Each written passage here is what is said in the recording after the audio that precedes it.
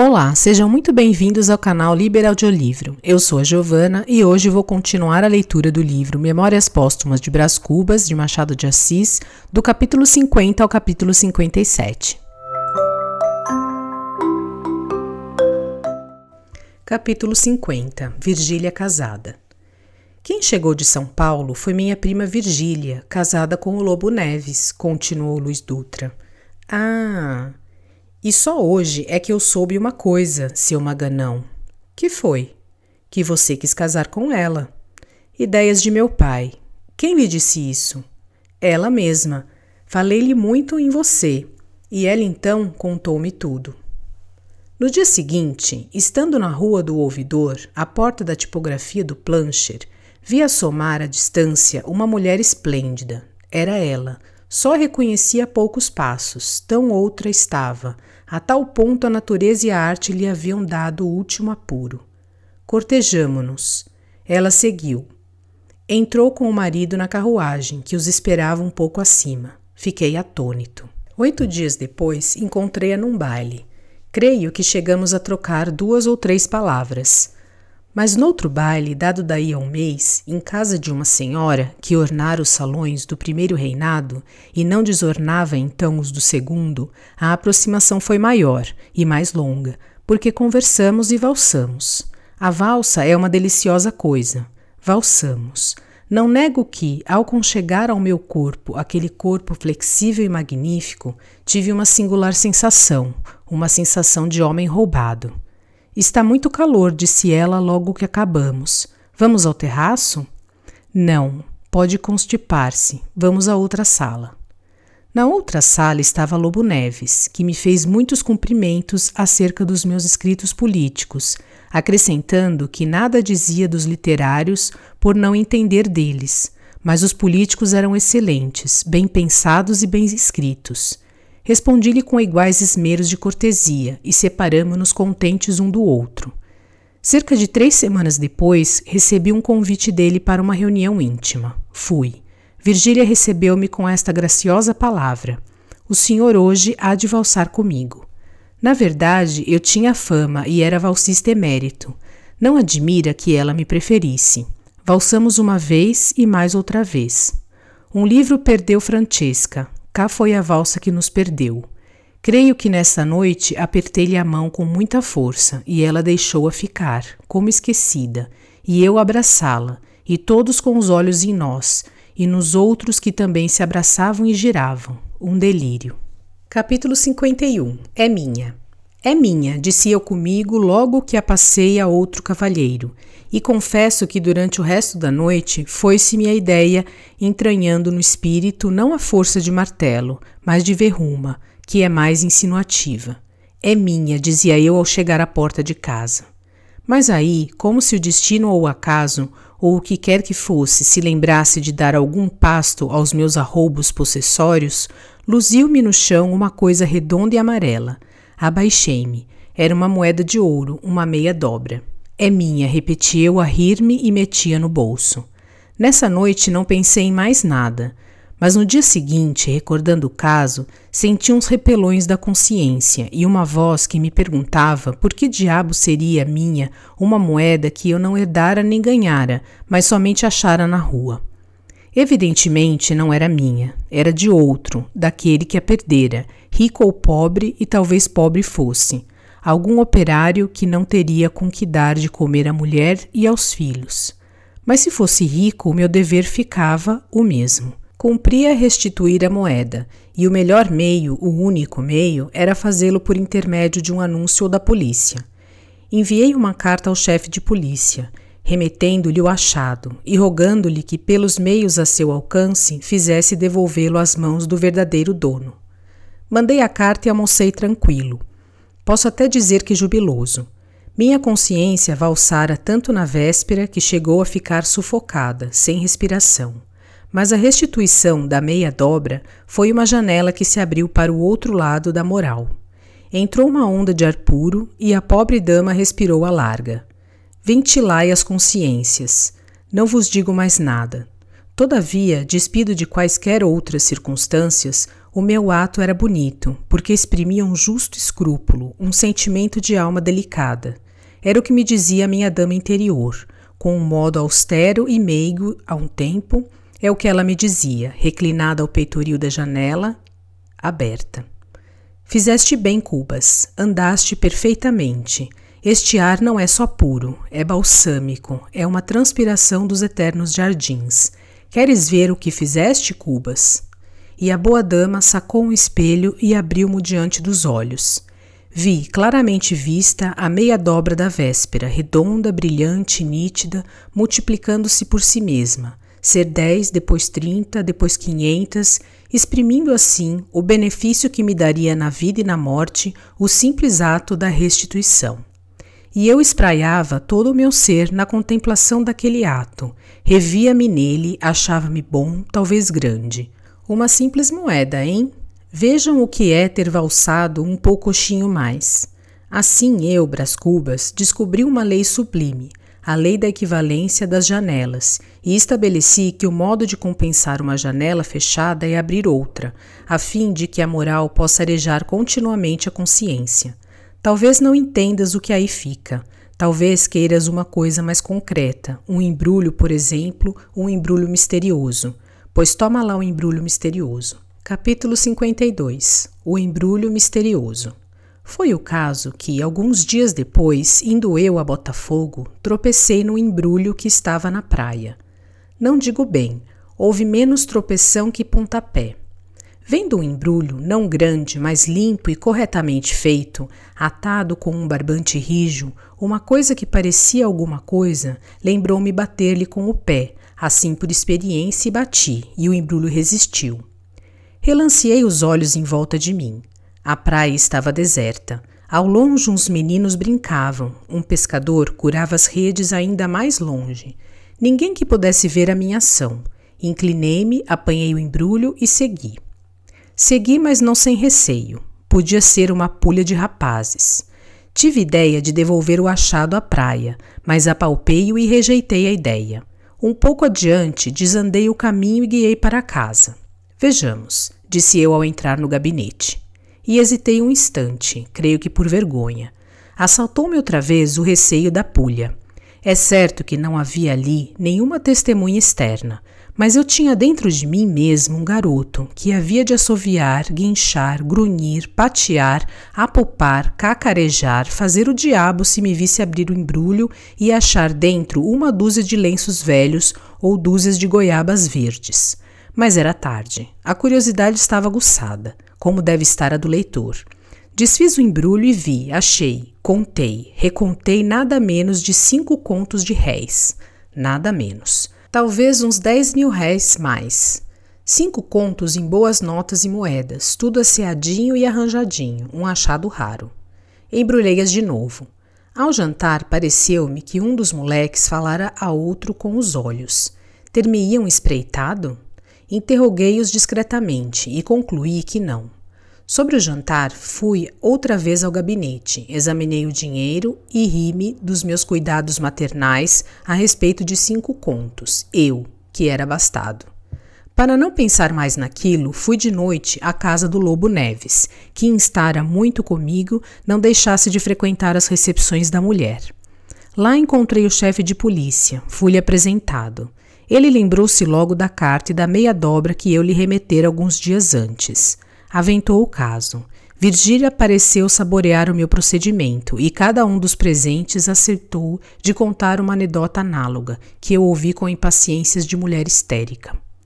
De noite no dia seguinte, em toda aquela semana, pensei o menos que pude nos 5 contos e até confesso que os deixei muito quietinhos na gaveta da secretária. Gostava de falar de todas as coisas, menos de dinheiro, e principalmente de dinheiro achado. E todavia não era crime achar dinheiro, era uma felicidade, um bom acaso, era talvez um lance da providência. Não podia ser outra coisa. Não se perdem 5 contos como se perde um lenço de tabaco. 5 contos levam-se conta 30.000 sentidos, apalpam-se a miúdo, não se lhes tiram os olhos de cima, nem as mãos, nem o pensamento. E para se perderem assim tolamente numa praia é necessário que... Crime é que não podia ser o achado, Nem crime, nem desonra, nem nada que embaciasse o caráter de um homem. Era um achado, um acerto feliz, como a sorte grande, como as apostas de cavalo, como os ganhos de um jogo honesto. E até direi que a minha felicidade era merecida, porque eu não me sentia mal, nem indigno dos benefícios da providência. Estes 5 contos, dizia eu comigo, 3 semanas depois, hei de empregá-los em alguma ação boa, talvez um dote a alguma menina pobre ou coisa assim, hei de ver. Nesse mesmo dia, levei-os ao Banco do Brasil. Lá me receberam com muitas e delicadas alusões ao caso da meia dobra, cuja notícia andava já espalhada entre as pessoas do meu conhecimento. Respondi enfadado que a coisa não valia a pena de tamanho estrondo. Louvaram-me então a modéstia, e porque eu me encolerizasse, replicaram-me que era simplesmente grande. Capítulo 53. Reticências. Virgília é que já se não lembrava da meia dobra. Toda ela estava concentrada em mim, nos meus olhos, na minha vida, no meu pensamento. Era o que dizia e era verdade. Há umas plantas que nascem e crescem depressa, outras são tardias e pecas. O nosso amor era daquelas, brotou com tal ímpeto e tanta seiva que dentro em pouco era a mais vasta, folhuda e exuberante criatura dos bosques. Não lhes poderei dizer ao certo os dias que durou esse crescimento. Lembra-me, sim, que, em certa noite, abotoou-se a flor ou o beijo, se assim lhe quiserem chamar, um beijo que ela me deu, trêmula, coitadinha, trêmula de medo, porque era ao portão da chácara, à vista das estranhas, das castas estrelas de Otelo, You Chaste Stars. Uniu-nos esse beijo único, breve como a ocasião, ardente como o amor, prólogo de uma vida de delícias, de terrores, de remorsos, de prazeres que rematavam em dor, de aflições que desabrochavam em alegria, uma hipocrisia paciente e sistemática, único freio de uma paixão sem freio. Vida de agitações, de cóleras, de desesperos e de ciúmes, que uma hora apagava farta e de sobra, mas outra hora vinha e engolia aquela, como tudo mais, para deixar à tona as agitações e o resto do resto, que é o fastio e a saciedade. Tal foi o livro daquele prólogo. Capítulo 54. A Pêndula. Saí dali a saborear o beijo. Não pude dormir. Estirei-me na cama, é certo, mas foi o mesmo que nada. Ouvi as horas todas da noite. Usualmente, quando eu perdi o sono, o bater da pêndula fazia-me muito mal. Esse tic-tac soturno, vagaroso e seco, parecia dizer a cada golpe que eu ia ter um instante menos de vida. Imaginava então um velho diabo, sentado entre 2 sacos, o da vida e o da morte, a tirar as moedas da vida para dá-las à morte, e a contá-las assim: outra de menos, outra de menos, outra de menos, outra de menos. O mais singular é que, se o relógio parava, eu dava-lhe corda para que ele não deixasse de bater nunca, e eu pudesse contar todos os meus instantes perdidos. Invenções há que se transformam ou acabam. As mesmas instituições morrem. O relógio é definitivo e perpétuo. O derradeiro homem, ao despedir-se do sol frio e gasto, há de ter um relógio na algibeira para saber a hora exata em que morre. Naquela noite não padeci essa triste sensação de enfado, mas outra e deleitosa. As fantasias tumultuavam-me cá dentro. Vinham umas sobre outras, à semelhança de devotas que se abalroam para ver o anjo cantor das procissões. Não ouvia os instantes perdidos, mas os minutos ganhados. E de certo tempo em diante não ouvi coisa nenhuma, porque o meu pensamento, ardiloso e traquinas, saltou pela janela fora e bateu as asas na direção da casa de Virgília. Aí achou ao peitoril de uma janela o pensamento de Virgília, saudaram-se e ficaram de palestra.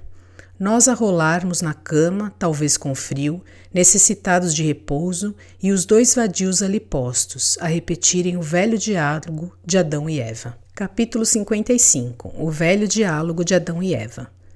Brás Cubas. Reticências, ponto de interrogação. Virgília. Reticências. Brás Cubas. Muitas reticências. Virgília. Reticências, ponto de exclamação. Brás Cubas. Reticências. Virgília. Muitas reticências, ponto de interrogação, muitas reticências. Brás Cubas, reticências. Virgília, reticências.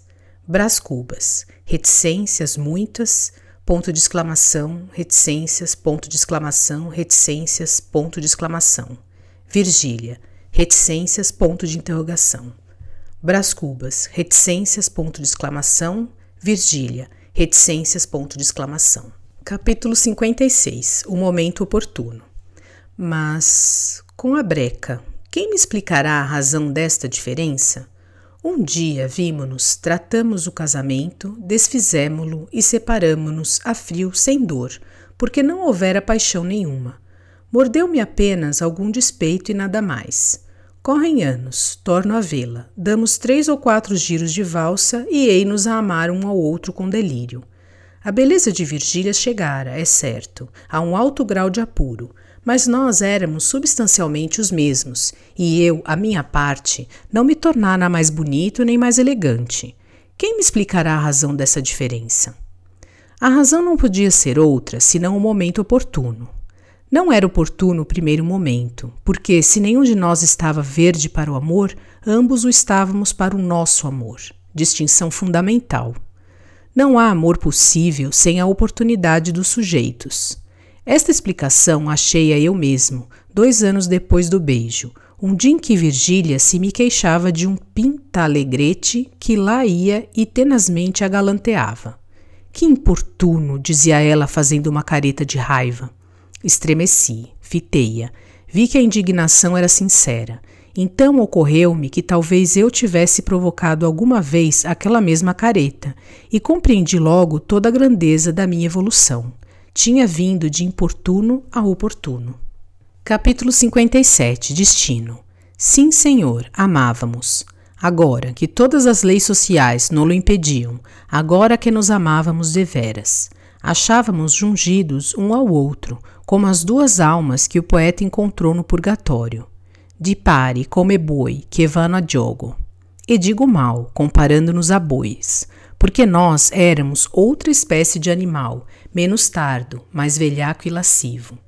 Eis-nos a caminhar sem saber até onde, nem por que estradas escusas. Problema que me assustou durante algumas semanas, mas cuja solução entreguei ao destino. Pobre destino! Onde andarás agora, grande procurador dos negócios humanos? Talvez estejas a criar pele nova, outra cara, outras maneiras, outro nome, e não é impossível que já me não lembras onde estava. Ah, nas estradas escusas. Disse eu comigo que já agora seria o que Deus quisesse. Era nossa sorte amar-nos. Se assim não fora, como explicaríamos a valsa e o resto? Virgília pensava a mesma coisa. Um dia, depois de me confessar que tinha momentos de remorsos, como eu lhe dissesse que, se tinha remorsos, é porque me não tinha amor, Virgília cingiu-me com os seus magníficos braços, murmurando: amo-te, é a vontade do céu. E esta palavra não vinha à toa. Virgília era um pouco religiosa. Não ouvia a missa aos domingos, é verdade, e creio até que só ia às igrejas em dias de festa e quando havia lugar vago em alguma tribuna. Mas rezava todas as noites, com fervor, ou pelo menos com sono.